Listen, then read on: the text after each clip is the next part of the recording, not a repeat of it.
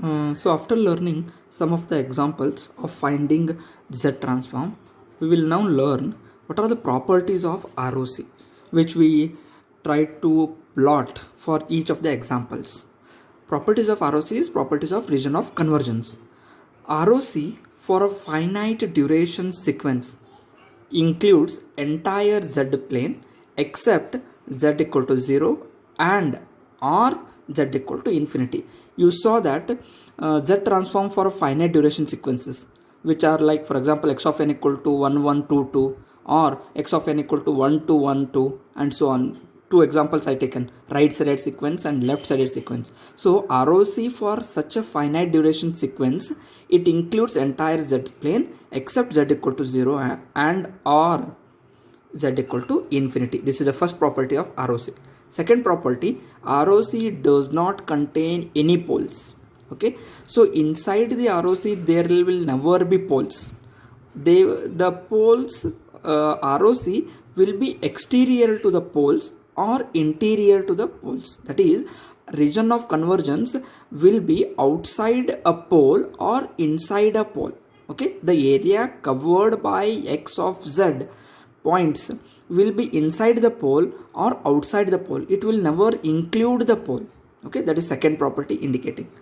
Third property, ROC is the ring or a circle in the Z plane centered about the origin, which we drew for some of the examples. Okay, we saw that region of convergence is a circle, okay, centered about the origin. Fourth property, ROC of a causal sequence is of the form, okay, that is ROC of right-sided sequence. Okay, as I told, causal sequence is x of n is equal to 0 for n less than n naught. Okay, so it is a right-sided sequence. Right-sided sequence is also called as causal sequence. ROC of causal sequence is of the form z greater than r. That is, ROC for a right-sided sequence is always z greater than r. R is a pole. ROC of left-sided sequence is of the form z less than r. That is, left-sided sequence. Okay, for a left-sided sequence, for example, 1 1 2 2, where at origin 2, so there is all the sequences are on samples of that sequence are on the left side. So for such a sequence, ROC is of the form z less than r. Next, ROC of two-sided, that is double-sided sequence, is a concentric ring in the Z plane. That is, Z lying between A and B. Okay, that is one example we can take. Okay, one is one right-sided sequence Z greater than A, left-sided sequence Z less than B. Okay, so Z is lying between now A and B. So that is what this is, sixth property is indicating. ROC of a two-sided sequence is a concentric ring. Okay. Last one, ROC of stable LTI systems. ROC of stable LTI system contains unit circle in the Z plane. Okay, ROC of stable LTI systems or system contain unit circle in the Z plane. This we will study when we try to find the stability of LTI system later. Okay, so these are some of the properties of ROC. Okay, next we will go for properties of Z transform.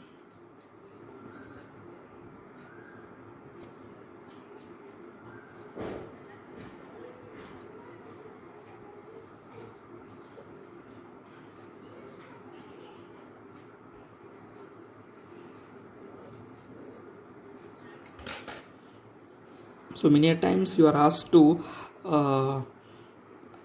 write or solve the properties, okay, or explain a linearity, some of the properties of the Z transform. Okay, you have to prove them or prove linearity, okay, or scaling in Z domain or time shifting and so on. So that we are trying to do now. Okay, properties of Z transform. The first one, linearity. Okay, so linearity property states that if x1 of n is the sequence, the Z transform of that is x1 of z. Okay, there is one sequence x1 of z. Similarly, x2 of n is a sequence. The z transform of that is x2 of z. Okay. Now, if this is the case, then a1 x1 of n plus a2 x2 of n, the z transform of this is a1 x1 of z plus a2 x2 of z. Okay, this is linearity. Okay, so now what we will try to do, we will try to prove this. Okay, so z transform of the sequence x of n is given by x of z, which is summation n equal to minus infinity to plus infinity x of n z to the power minus n. Okay, summation n equal to minus infinity to plus infinity. What is your x of n? X of n is this one, complete. a1 x1 of n plus a2 x2 of n, okay,